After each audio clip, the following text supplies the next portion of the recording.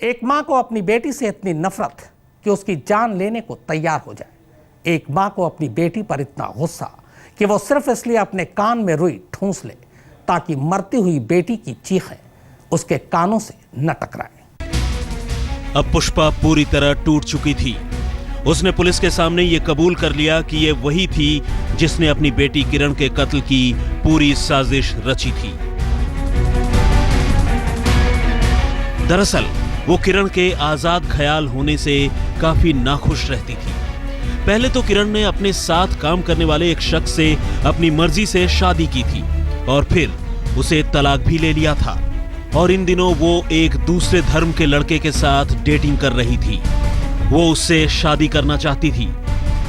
पुष्पा ने पुलिस को बताया कि किरण अक्सर देर रात तक अपने दोस्तों के साथ पार्टी करती, डिस्कोथेक जाती और शराब के नशे में चूर होकर घर लौटती थी।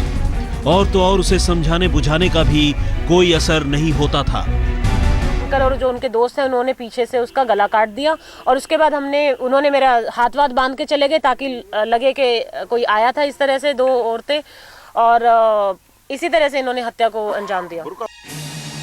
पुष्पा को लग रहा था कि दूसरे धर्म के लड़के के साथ उसकी बेटी के शादी करने से उनके परिवार की बदनामी हो सकती है, इसलिए उसने अपने एक मुंह बोले चाचा के साथ मिलकर ये पूरी साजिश रची। उसका ये मुंह बोला चाचा कुलविंदर सिंह पंजाब पुलिस में काम करता है। पुष्पा ने अपनी बेटी के कत्ल की सुपारी के तौर पर कुलविंदर को 1 लाख रुपए और अपने जेवर दे दिए और कत्ल के लिए 28-29 की रात मुकर्रर कर दी। अपने पति और बेटे को इससे अलग रखने के लिए बहाने से उन्हें शहर से बाहर भेज दिया और फिर वारदात की रात कुलविंदर को घर बुला लिया। कुलविंदर ने अपने एक दोस्त के साथ मिलकर एक मां के इशारे पर उसी की बेटी की गला रेत कर हत्या कर दी। लेकिन नफरत में पुष्पा इस कदर अंधी हो चुकी थी कि कत्ल के दौरान अपनी बेटी की चीखों से बचने के लिए उसने कान में रुई डालकर दूसरे कमरे में सोना मुनासिब समझा। फरीदाबाद से सचिन गौड़ के साथ मुनीश देवगन, दिल्ली आज तक।